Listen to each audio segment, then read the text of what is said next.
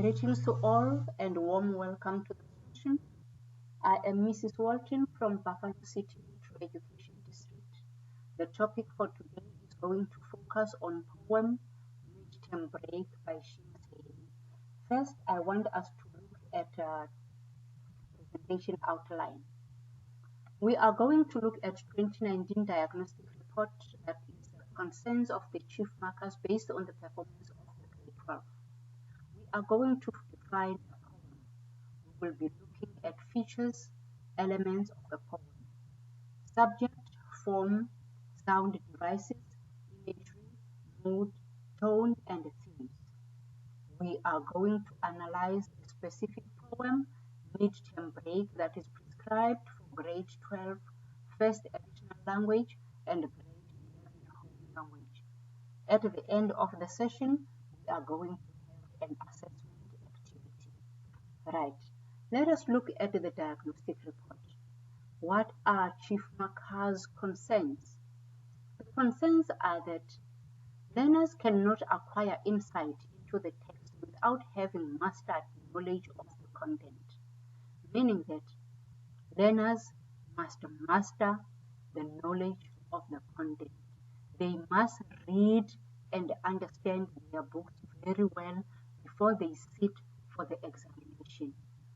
Poetry is one of the challenging sections, and poetry must be studied in detail, both literally and figuratively. Learners must understand all poetic devices, tone, mood, and how these contribute to overall meaning. One of the concerns is that most candidates do not appear to be familiar with basic literary terminology such as mood, tone, and imagery. They still do not understand the terminology used in the questions, meaning that they lack understanding of the language that is used in paper 2. Themes are still a challenge. Most candidates merely memorize without insight.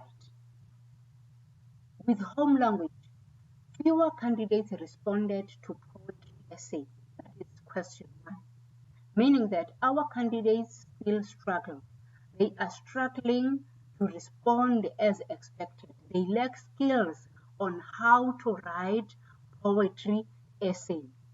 Those that have responded to poetry essay relied on paraphrasing and lifting instead of critically engaging with the content of the poem and the question. And in many cases, no reference was made to imagery, punctuation, and tone. And where reference was made to these aspects of the poem, they were poorly performed, meaning that they were poorly handled. Our learners still lack skills in answering the poetry section, more especially poetry essay with home language. Then it is evident that the skills of poetry analysis are not being transferred from the prescribed poetry to the unseen poem. Learners treat the poetry that is prescribed and the unseen differently. They do not see the two as one. Hence, they are unable to respond to the unseen poems. Now, let us define poetry. What do we mean by poetry? It is a form of writing that uses not only words, but also form, patterns of sounds, imagery, figurative language to convey the message to a reader. So it means that poetry does not only use words, it also uses form, a pattern of sounds, imagery, and figurative language to convey the message. Now, a single poem may include some or may have all of these elements that I just mentioned. Let us look at the form. the explanation, a further explanation of a form. What do we mean by a form?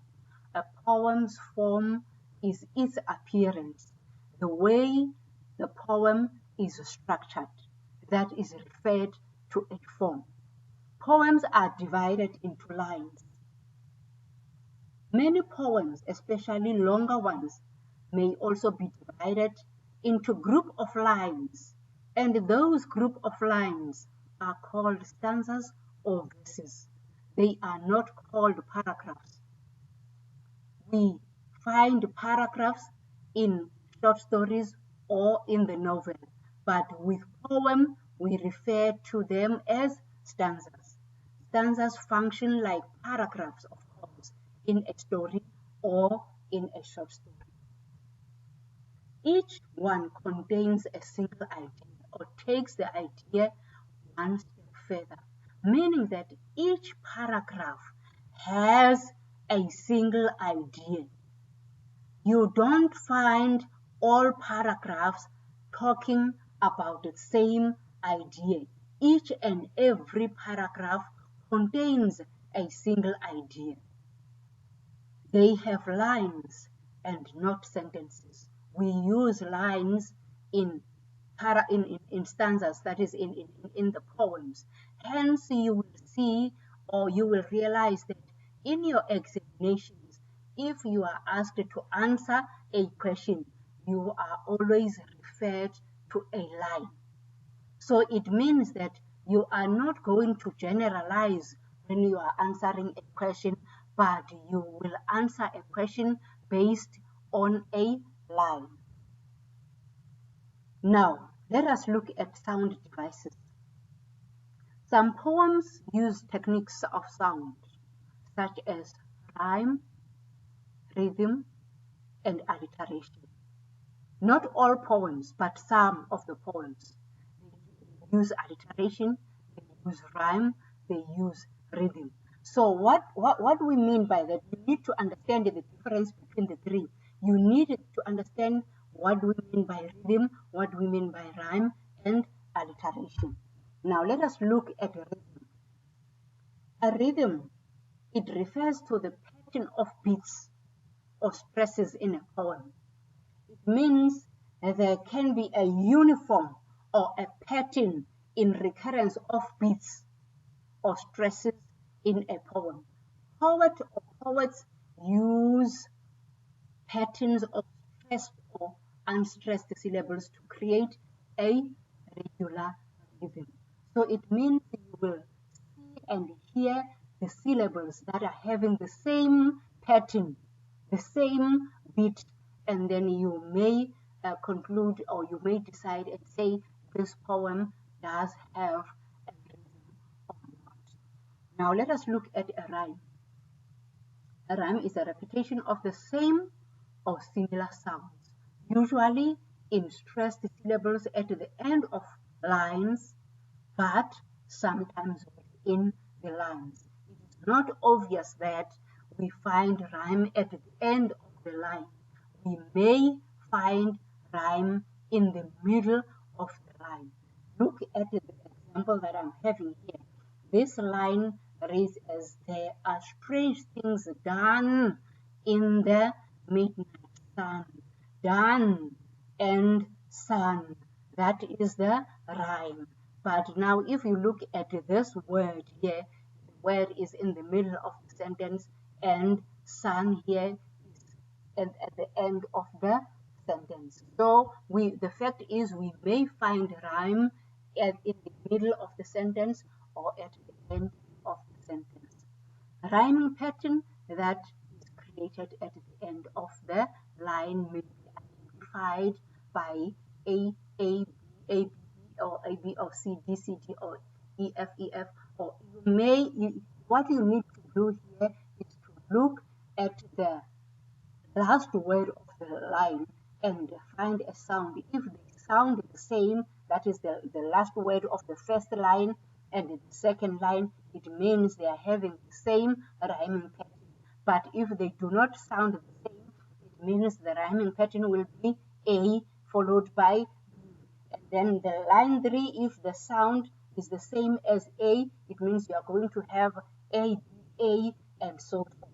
I am sure you have done that in the classroom. But remember that if the poem does not have a rhyme scheme, it is considered to be a free verse. So this simply means that not all poems are having the rhyme patterns. Some of the poems are called free verse. Alliteration, the repetition of consonant sound at the beginning of words. So here we are looking at the repetition of the consonant, not the vowel. The consonant sound at the beginning of the word. Look at the line that I'm having here. 7 silver swans swam silently seaward. So we see here the repetition of S's.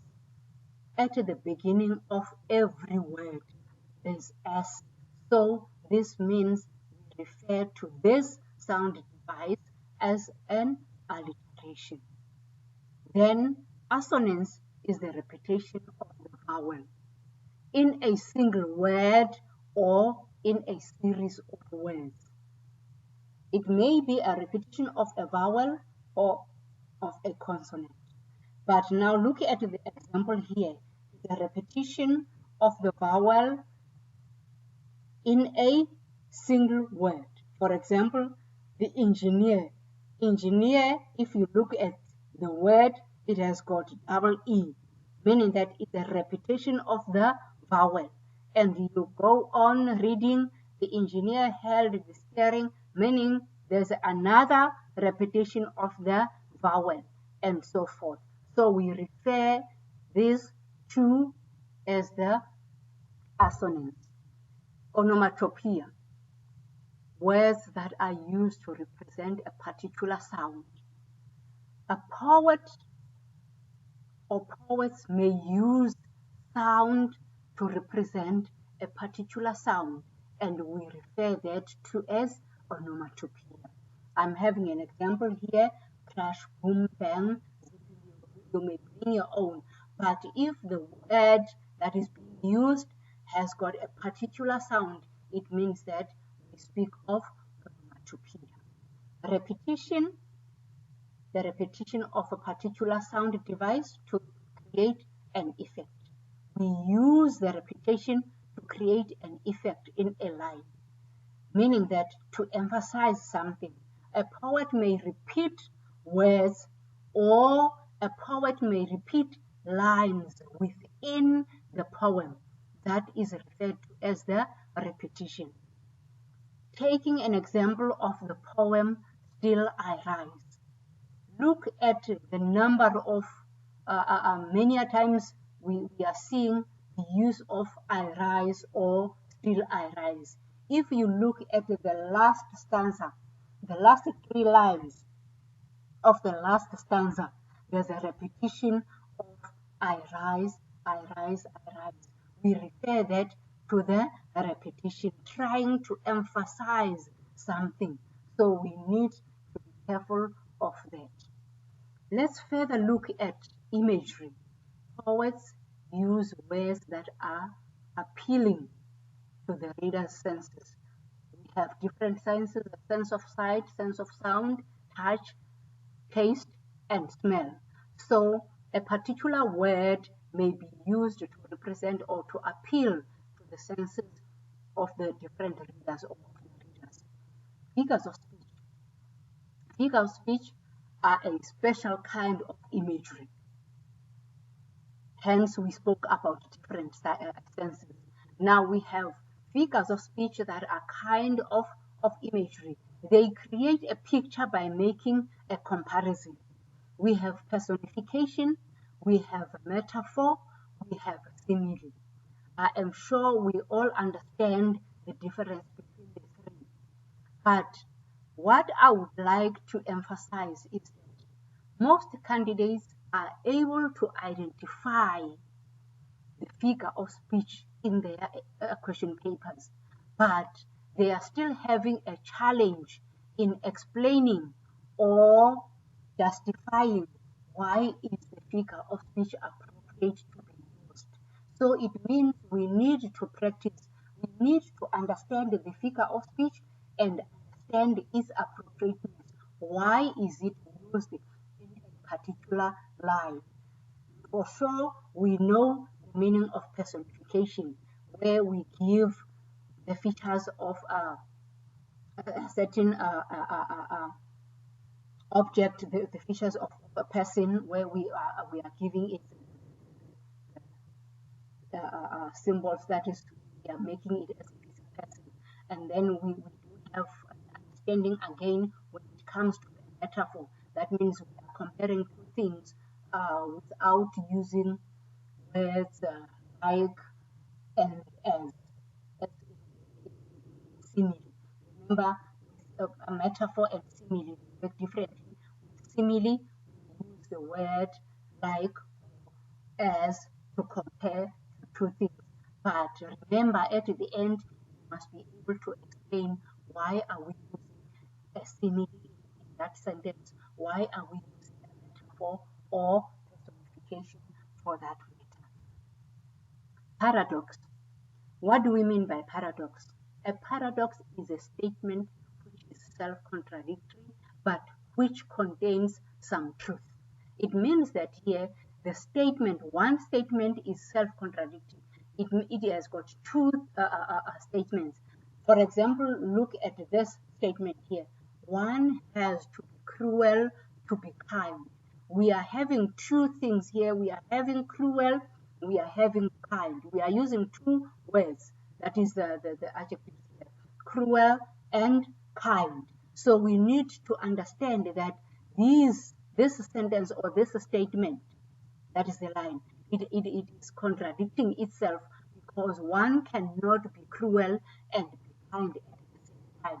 But there is some truth within the statement. We need to find the truth within the statement. So this is the example of the paradox. Oxymoron. A beautiful girl with no morals is outwardly beautiful, but inside she is rotten. Again, we see a paradox in words rotten and beauty. Remember, we said it is a self-contradictory, it means it is a paradox. But now we are talking about oxymoron. A beautiful girl with low morals is outwardly beautiful, but inside she is rotten. So it says a lot about a beautiful girl, meaning that you cannot really judge a book by its cover, but because a person might be beautiful outward, but rotten inside, cruel, or any other word that you use. Symbolism. A symbol is any word or object which represents or suggests an idea. So a poet or poets may use a symbol. They use a word or object to represent or to suggest an idea. So if an object is used in a line to represent something, that is referred to as a symbolism. Or if an object is used to represent or to suggest an idea, that is used or that is referred to as a symbolism. Sarcasm. When somebody is bitter or when somebody is passing or passes wandering remarks.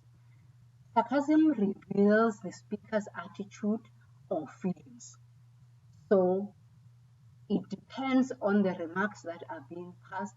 It may be a bitter statement, or then you will be able to identify the speaker's attitude. You may say the speaker is sarcastic or not. Irony, the expression of meaning by language of opposite or different tendencies.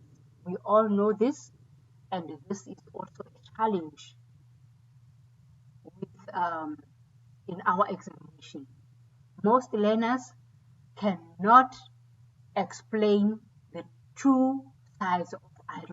Remember, when you are asked to identify an irony, it means you must identify the two sides of the irony. Most learners only identify one part and fail to identify the second part of the irony. And you must always remember that with such questions, it may be 2 or 0. So you must work very hard to attain or to achieve all the marks that you deserve. Tone and mood. Tone is different from the mood. You mustn't confuse this. Tone is the poet's attitude towards the subject. We may have a positive tones, we may have negative tones. For example, here we are having words like sincere, humorous, forceful, critical, sarcastic, loving, and others.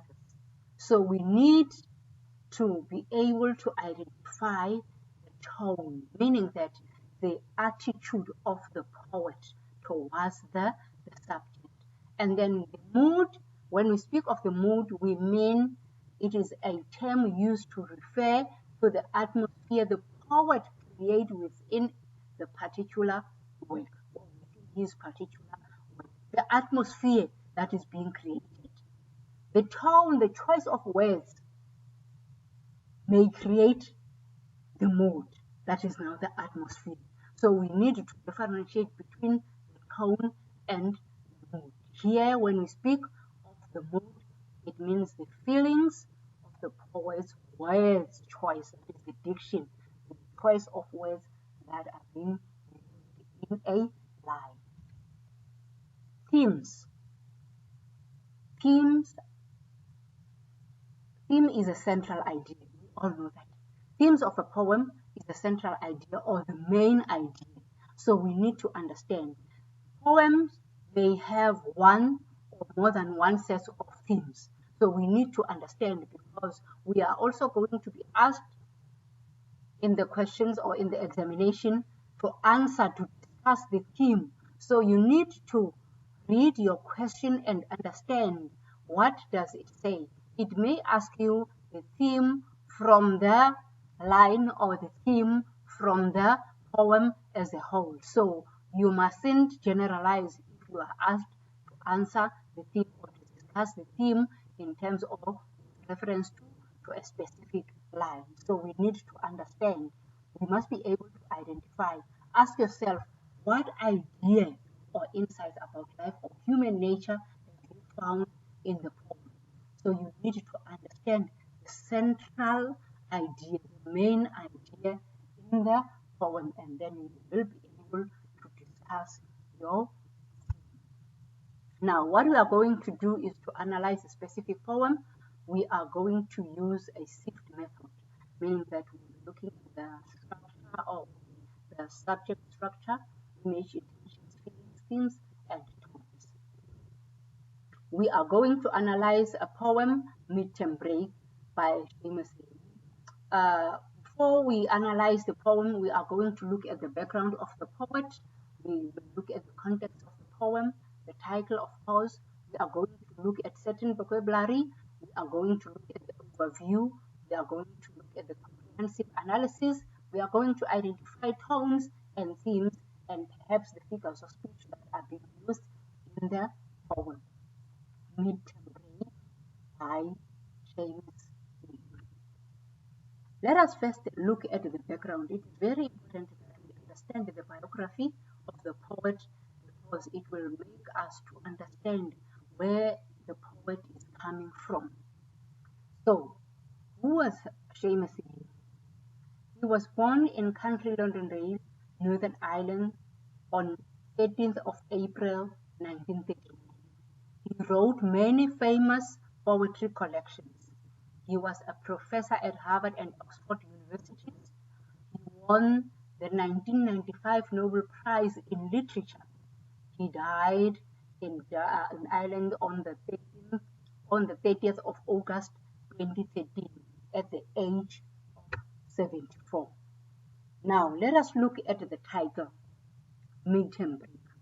What comes into your mind when you hear or you see the title Midterm Break? I know that the title might make one think that the poem is about time of school, that is holidays and fun, that is having fun with friends or families.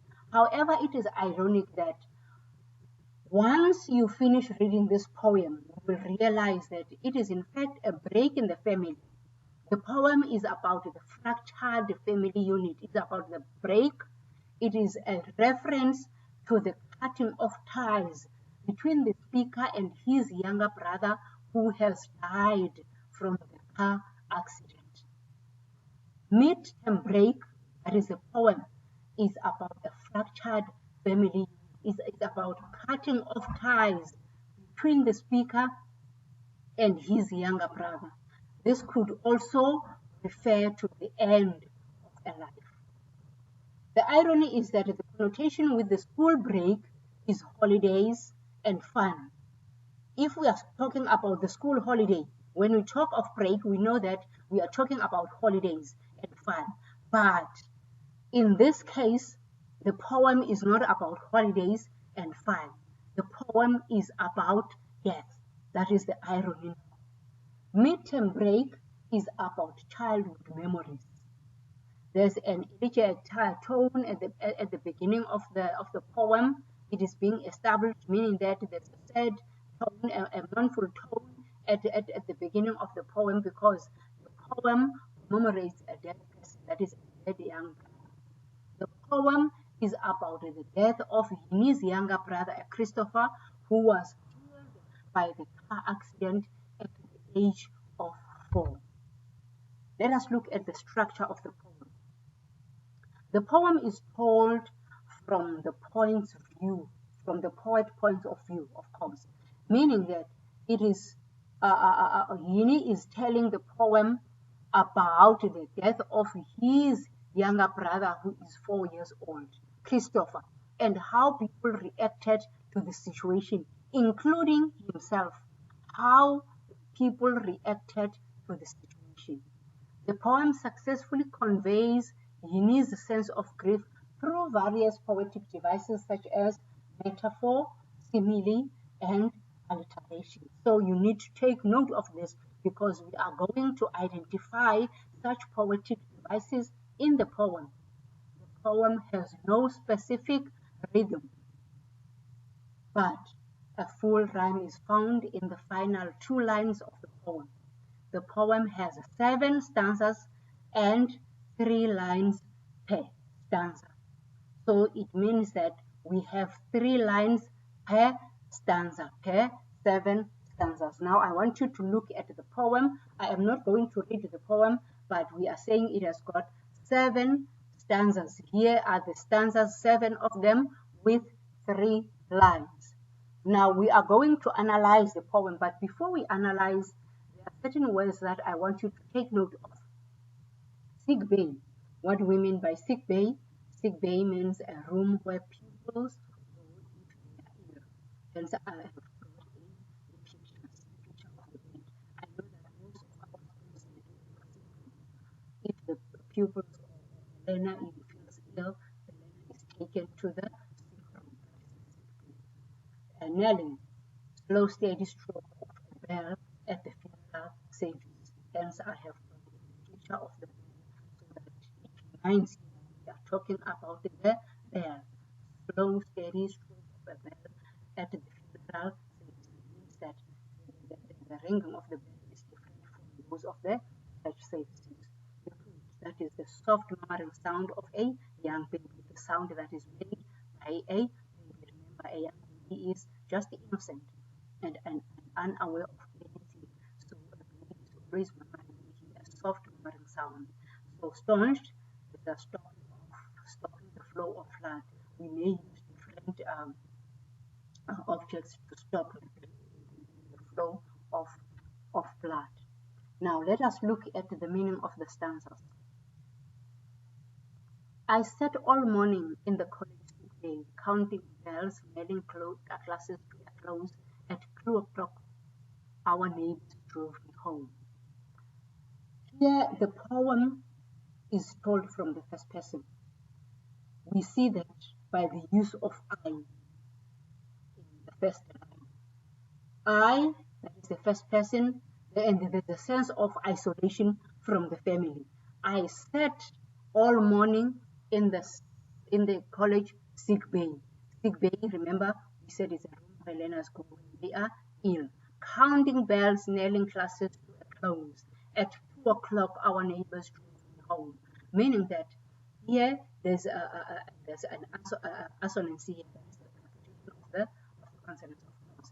We are seeing bells nailing, that is, we refer that to as a onomatopoeia, because now the sound that is made by the bell, the sound of a funeral bell, dong, dong, dong, that is referred to as onomatopoeia.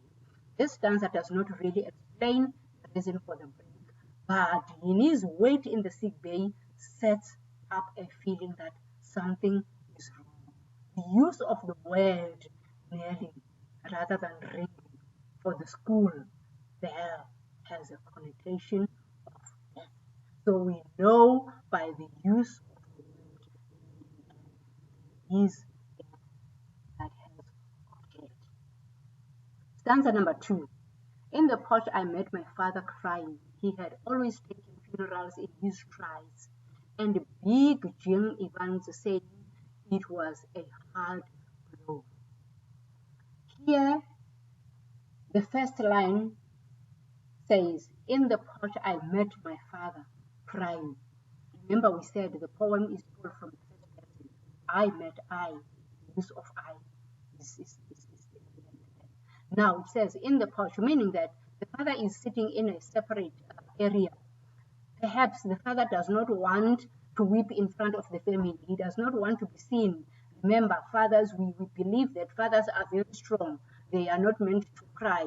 But now we see the father crying here, meaning that the child is realizing that parents or adults, true, they have flaws or emotions, because the father is sitting in a pouch. In a pouch, I met my father crying, meaning that the father is also emotional here. The father is hurt by the death of the son. So he had always taken funerals in his strides, meaning that he has experienced death before, but not in this way. This one is a crying. And Big Jim Evans saying it was a hard blow. Big Jim might be a neighbor or a family friend, but he is using the word hard blow. He does not want to use harsh words because he is realizing that the family is grieving. The family is going under a lot of pain. Literally, hard blow means the car hit the child quite hard, or figuratively, the death of the child is an extremely tragic experience for the family and for the neighbors as well. So this stanza shows how devastating this tragic accident was for the family and for the neighbors. Heaney remembers that he met his father crying. He said, in the porch I met my father crying, meaning that the father is also hurt. Stanza number 3. The baby cooed and laughed and robbed the pram when I came in, and I was embarrassed by old men standing up to shake my hand. Here we sing a baby. The first line says, the baby cooed and laughed and robbed the pram. Remember that the baby is just innocent. A baby is innocent and is unaware of the event, unaware of the incident. The baby is too young to understand everything that is taking place. Hence, the baby is just making a sound. The baby is laughing in the pram. Now it says that coo is an onomatopoeia. That is the sound of the coo, sound of a dove. Remember, the coo is the sound of a dove. So meaning that the baby is making a sound just like a dove, cooed and laughed and rocked the pram. meaning that the baby is still young to understand what is going on. When I came in and I was embarrassed, the speaker here is embarrassed. What is embarrassing the speaker? As an eldest son or as an eldest child, he has taken the role of an adult, but he is still a son and a child, and you must remember that he's still having feelings of a child. But now the adults here are treating him as a matured member of the family, and that makes him feel embarrassed as he is unsure of how to react to such formalities of the adults shaking his hand. He is not used to the idea of being taken so seriously by old men because children are normally ignored during such situations. But he seems to be stronger than the parents. Hence now the neighbors or people around are treating him as a matured person. Now, in contrast, this stanza opens with a description of a baby, of course, of a family that cooed and laughed in the rocking frame, showing that in some aspects, family life went on as usual. So it means that there's a baby here that is cooing, and the baby does not even know what is taking place. So with the baby, life is continuing as normal. Stanza 4. And tell me they were sorry for my trouble. Whispers informed strangers I was the eldest. Away at school as my mother held my hand. The first line, and tell me they were sorry for my trouble. The neighbors here are using the word trouble. Jane is using the word trouble because they do not want to use harsh words. That means death. Trouble refers to death. That is euphemism now. That is the substitution of the harsh word death. Now it suggests that people are almost afraid to mention the real truth, the real situation. It seems as if they are providing, the words that they are using are providing a little comfort. There is a suggestion that trouble will pass, yet grief is always there. Now, second line, whispers informed strangers I was the eldest. They are, remember now, they are treating him as a matured person. Does he now have some kind of responsibility or even some expectations that other people now have of him? The neighbors may view him as a solution to the problem since the parents are severely grief-stricken. So, meaning that now they are really looking forward to speak to him as an eldest, forgetting that he is also a child. But now the last line reminds us that the mother, despite losing the child, the mother is not blind, that the speaker is still a child. The speaker needs to be comforted. Hence, the mother is holding the hand of the speaker. Therefore, the fourth stanza shows how different his mother's reaction to the event was from his father's. So here, the mother's reaction is different. He still remembers that the boy is still young. The boy still needs comfort as much as she needs comfort. Stanza number 5. In haste and carved out angry tearless times, at 10 o'clock the ambulance arrived with the corpse staunched and bandaged by the nurses. Here we see the exact time being stated. Exact time, that is the 10 o'clock. The ambulance arrived exactly at 10 o'clock, and the speaker will never forget that. And for sure everyone will never forget that if it is, if it happens to anyone. With the corpse staunched and bandaged by the nurses. Here we see assonance. That is the repetition now of the consonants, of the vowels. Ambulance arrived, staunched, bandaged. That is the consonants. The vowels. So that is the assonance. So that is the philosophy. You need to understand that. And at the same time here, the ambulance arrived at with the body that is being bandaged, the body of the 4-year-old boy who was killed by the car. The speaker here refers to the corpse, meaning that he is in a state of denial. He doesn't believe that the ambulance has arrived with the body of the brother, staunched of course and bandaged by the nurses. There are no major injuries. The mother is too upset to cry. Her grief manifests itself through anger. She is angry.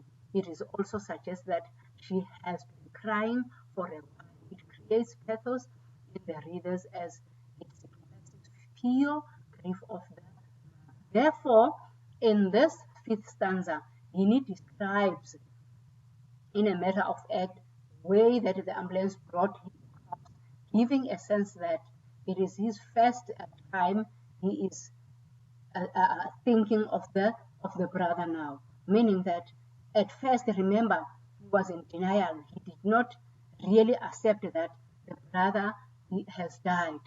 But now, because the ambulance is arriving with the corpse, it is only now that he's realizing that the brother is gone. Let us look at the meaning of stanza 6. Next morning, I went up into the room. Snowdrops and candles to the bedside. I saw him for the first time in 6 months, paler now. Next morning, I went up into the room. This room is where the brother's body was laid out. Snowdrops. I have a picture of this flower here. This is a snowdrop. I am sure you can see it. What does it symbolize? Snowdrops are just white early spring flowers. In the case of this, they symbolize life after death. The imagery used in these lines, stanzas of the 2 stanzas, showed a state of transition from being numb to being at peace. Remember that at first he was in denial, but now he is realizing, he is starting to accept. Hence, we are speaking about seeing life after death. But now, if you look at the second line, it says, and the candles swinging to the sides, I saw him for the first time in 6 months, paler now. If we look at the mood in verse now, it says it's calm and relaxing. The room is no longer now a bedroom, but a place of mourning. Flowers and candles are symbolic of life. Candles provide soft light that helps ease the experience of pain of a dead child. Candles also traditionally lit for religious reasons. When death occurs, we normally use that in most people's house. The candle is being used. So it means that we are now trying to soothe the experience of grief. And you must also remember that the speaker appears to be calmer now. The speaker has a private moment with his dead brother.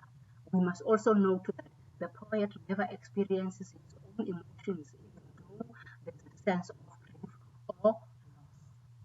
Therefore, he describes the presence of snowdrops and candles as soothing the bedsides. This is a transferred epithet, as they actually soothe his feelings. He mentioning that his brother now looked paler, and the last time he had seen him was in 6 months. Now let us move on and look at the 7th stanza. Wearing a poppy bruise on his left side, he lay in the 4-foot box as in his cot. No gaudy scars, the bumper knocked him clear. Here we see a metaphor in verse 9, wearing a poppy bruise. That is a metaphor. There is a use of a poppy bruise here. We are having, it says, first of all, you need to understand the meaning of a poppy. A poppy is a red flower that is being used for roses. If someone gives a red flower, it symbolizes the remember this. So now, wearing a poppy bruise on his left temple, meaning that there's a shape, the bruise that was on his body had a shape and a color of a bruise, just like of a petal of a poppy. It means that it was not really a serious bruise, but it was the one that looks like a poppy. Now, if we look at line 2, it says he lay in the 4 footballs as in his coat. This is now the feminine here. The 4 footballs. As is a simile. Now we are comparing now the box to the cot. Remember that the kids, small babies, they sleep in a cot, not in a bed. But now the coffin that he is in is just small, just like a cot. No coat scars the Bamba noted him. The final line of the 7th stanza here tells us that the little boy had no coat scars, as the car knocked him not knocked him to one side rather than roll over him. It means that it did not really roll over him. So there are no scars. Hence, he has just a scar wearing a poppy scar. It is in the final 2 lines of this stanza the poet uses only a full rhyme in the poem. So now here there's an emphasis on the theme of death. We need to understand that there is an emphasis for the theme of death. The last sentence of the poem then says the 4-foot box, a foot for every year. That is the entirety, the repetition of the consonant F, the repetition of F, indicating that the speaker is angry and bitter of waste of life. So the box, that is the coffin that the body is in, is just small, approximately 30 centimeters, but it's just a small coffin for a small boy. The speaker now compares the small size of the coffin with the shortness of life. The coffin is a measure for his life. The shortness of the last line signifies that the brother's life was also cut short. This sentence is too short. It symbolizes that the brother's life was also cut short. And the isolation of this line is to focus on the tragedy of the child's life. It focuses on the tragedy of the child's life. Next, we speak about the small box. He describes strongly how young brother was and how tiny his coffin. So it means that the coffin was very tiny and small. Now, I want us to look at the literary devices. We have mentioned many. This is just to remind you, so you can go home, you can try and get your poem and do an activity and identify the alliteration, all the lines with alliteration, and maybe write them down that we find alliteration in line 1, 2, 3. I'm just making an example. And you go forth, you look at onomatopoeia, and you look at which line, and euphemism, assonance, and so forth.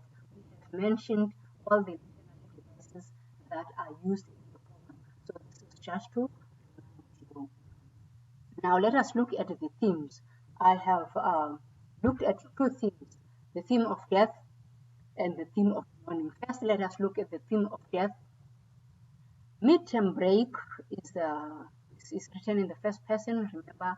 So it's a first person account of the experience of facing death for the first time. The brother Heaney is facing the death of his brother for the first time, remember, unlike the parents that have experienced the death before. Now the poem takes the audience along on the poet's journey to accepting his beloved little brother's death. Remember, at first he was in denial, but at last he had to accept the death of his beloved brother. As he confronts death for the first time, he sees how it affects those he loves.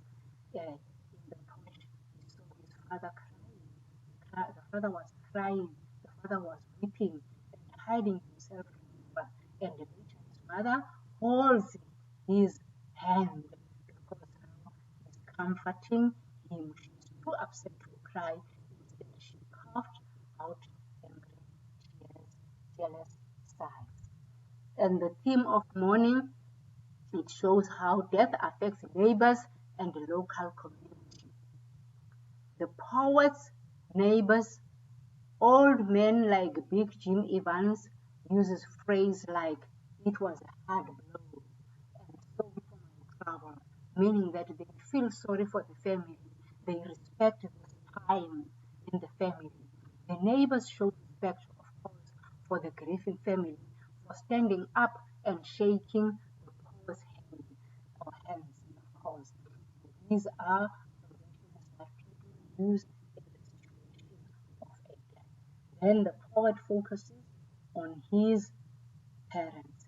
The poet is shocked that the father is crying because the father is showing his emotions. It shows that the death has affected him deeply. So the child is realizing that parents, elders, can have flaws and emotions. Let's look at the moral values. What are the moral values of this poem? Number one, accept the death of our beloved as part of life journey. There are times when unexpected and sudden death occurs, and in those times, it is the deceased family that suffers most. The poem takes the audience along on the poet's journey to accepting his beloved little brother's death and how he accepted the reality. So that is the moral value that we are learning from the poem. There are times that will occur unexpectedly, of course, but we need to accept and move on. Love your family. One cannot build a family without the existence of love. The feeling of love is always flowing in a family, even after some members have passed on. True love between family members can be seen in the poem. There is true love in the poem. You can see that. Remember the mother holding the hand of the speaker, that is of the boy. That is a sign of true love. When he was returning home for the funeral of his younger brother who had killed in the road accident, of course, and the family and the neighbors were also there. It shows how devastating this tragic accident was for his family, and because his love for his family, he is willing to face all the situations during the funeral. Now let us look at the lesson we learned from the poem. What do we learn from the poem? We learn that we must be tough and emotionally strong when facing obstacles and tragedies in our lives. We must know how to handle difficult situations. That is the lesson number one. Lesson number two, we must learn how to accept that death is part of life. Death is sometimes happens without expectations or warning, but we need to understand that death is part of our lives. We must accept it. And number three, life must go on, even without the ones we love. We must move on. We must accept and release, and we must know that at the end we must live for who we are. And now, what the poet tried to convey here is that first, the title Midterm break suggests a holiday of thought, a time of enjoyment, but the poem does not speak of the holiday. The poem deals with the time of grief and emotional upheaval. Man's broken heart his father, that is Heaney's father, is not his biological self exhibiting emotions upon the death of his child. Usually, he took funerals on his trials. Remember, we said we experienced funerals or deaths before, but this one is the death of his own. So it suggests that he was already used to it. So, but now this one was a different one because we see him crying separately. The role of the parents seemed to have been reversed, with his father taking on a more feminine emotional role, because now we see him crying, and yet we know that fathers are not supposed to cry, and his mother could be angry with any number of people because she was too tired or too tired of crying over the lost. And the last line of the poem gives the idea of the brevity of life. Now, let us look at the poem in relation with real life situation. The poem relates with real life situation about the need of life, love, care, and support among family members towards each other in emotionally depressed situations. The poem also gives a hint of the feeling of gratitude towards what we were granted in life. In reality, we have to face death because we cannot really escape it. Remember that nothing is eternal. So we must be careful, or we must be thankful for what we are given, and we must accept it and move on. This is just the pictures of what I want you to always remember. This will assist you and help you to understand and remember the poem. Now, let us look at the activity. I have an example here of questions and answers. I just want you to revise this before you look at the actual activity. Remember that you must always use the previous question papers so as to be familiar with the type or the style of questioning. Now, let us look at this. This is the question paper. This is taken from 2018 February or March question paper. So you need to have that question paper in hand, 2018 February, March. Now, let us look at the questions. Look at the questions carefully. Read your questions carefully. If you look at the first question, it says, refer to stanza 1. So it means that you are not going to generalize or answer this question from any other stanza. You must answer it from stanza 1. Why was the speaker waiting in the sick bay? Stage 2 points for 2 marks. It gives a clear direction. Stage 2 points. It means that you are going to have 2 marks, 1 mark each. Now here are the answers. I think this is going to be a nice activity. The speaker was waiting to be fetched from the school.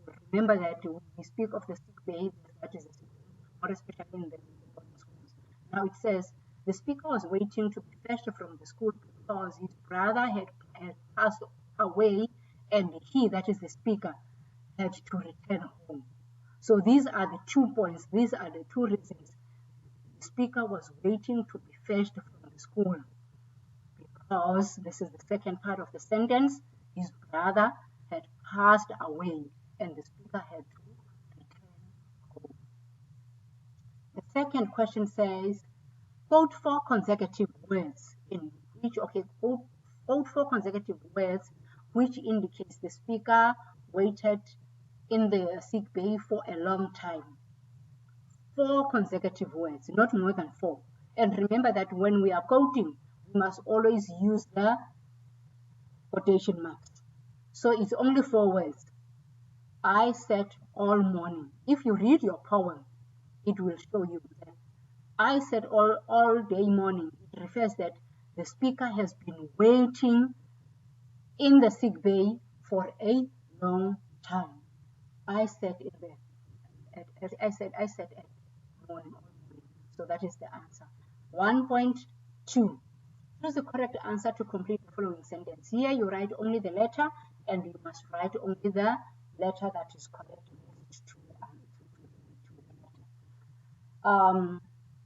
When the speaker went home, he met his father in or on the, now you are going to choose, you are going to select the best correct one, the best answer. The speaker met the father. Was it in the lounge? Was it in the bedroom? Was it in the veranda? Was it in the kitchen? In the porch, remember. So the answer is clear. It is a veranda. So I think we are all together with that one. The next question, number 3. Give 2 meanings of hard blow in line 6. So you are referred here to line 6. So hard blow, remember we have explained this in our explanation in analysis. The death of the speaker's brother, which is shocking or traumatic or a terrible loss. That is the first meaning of a blow. Remember we gave a literal and figurative. And now the second one says a heavy impact of the accident which has occurred or which has caused the death of the speaker's brother. The impact of the accident which has caused the death of the speaker's brother. So you need to study and look for these papers and revise. Now let us look at the next question. Identify the tone the strangers would have used in line 11. Whispers in front of strangers was the artist. The tone here is a respectful tone. It's a cautious or a respectful tone. That the speaker uses the respectful tone. You will remember that. Whispers means that there was a silence there was a sense of secrecy. There was a sense of secrecy when he says whispers in front of strangers. I was the eldest, and remember, he became embarrassed because of the reaction of the elders. And now the second or the next question: why does the speaker see his brother for the first time in 6 weeks? That is in line 18. Remember, it is because the speaker stays at the boarding school. So the speaker did not see the brother for 6 weeks, but the speaker is seeing the brother care because of death after 6 weeks, because the speaker stays at the boarding school. He was away at school. The next question referred to line 20. You read the line. You go back to the poem and read the line. Identify the figure of speech used in this line. The figure of speech that is being used is simile. You must be able to say why are you saying simile. For sure, there is a clue. Now, it's either there's a use of like or as. So go back to the line and see exactly which one is it. Now let's look at B. Explain why this figure of speech is appropriate. And remember, I mentioned this, that most learners cannot really answer this question. And this question is having 2 marks. They are always able to identify the figure of speech, but they are unable to explain its appropriateness. So now here we are saying the figure of speech is simile. And why is it appropriate? The speaker's brother appears to be sleeping in his coffin. That is a food box. Remember, we are referring to a small box. Just as he has slept in his cot, that is the baby cot. His state of death resembles his state of sleep because his body is not severely scarred. Remember, we said there are no severe scars, there are no major scars, but it's just he's wearing a copy. Remember, I mentioned that one. It emphasizes how young body was. He still slept in a cot and not on a bed. So it is a cot for the babies and for big people.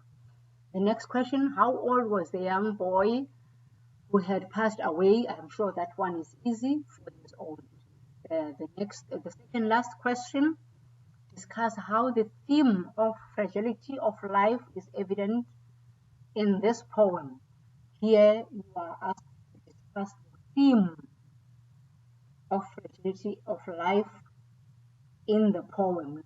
In the poem, you must also take note of that for 3 marks. It means you have to substantiate your answer based on the knowledge or the context of the poem.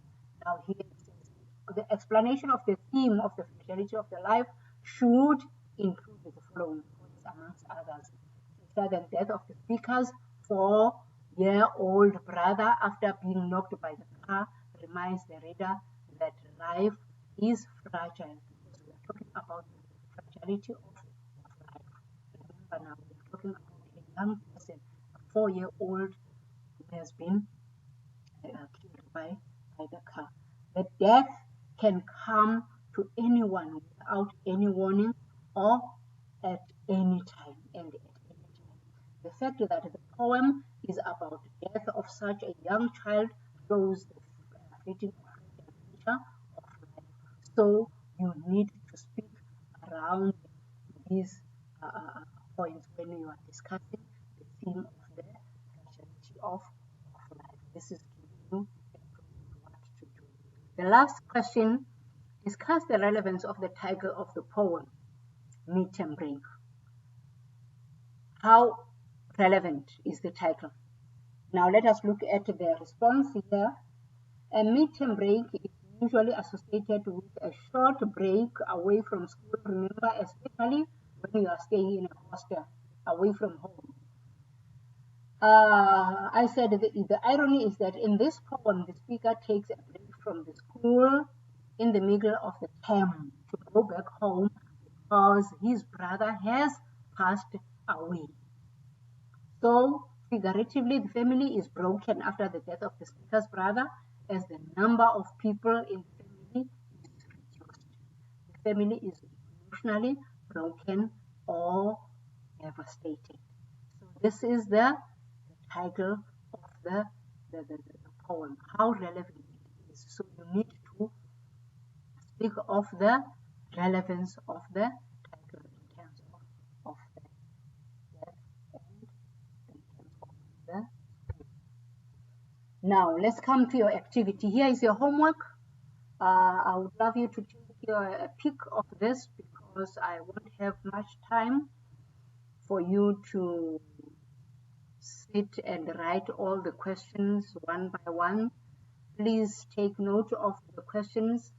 Refer to line 2. It means you are not going to generalize. We said, remember, you name the figure of speech, study the figure of speeches carefully, discuss the effect of this figure of speech. This is exactly what we spoke about, has on the mood of the poem. So you need to understand the figure of speech and its effectiveness. You refer to lines 4 to 6. In the pouch, I met blah blah dot dot dot, meaning that's a continuation. Then at the end it says a hard blow. You look at that that stanza. You look at line 4 to line 6, and then you discuss the significance of the parenthesis of these lines.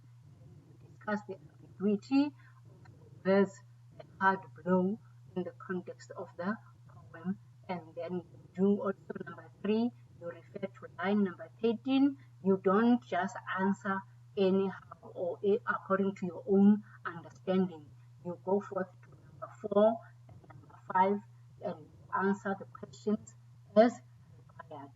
Please take a peek so that you can have a nice way of revising. And take note of the last question, which is question 7, which says identify and discuss the theme of the poem. So now here it doesn't really give you a specific poem, so you may discuss any theme of the poem for 3 marks. But remember, do not generalize. Everything must be substantiated from the context. Thank you so much for being patient. Take care. Good luck.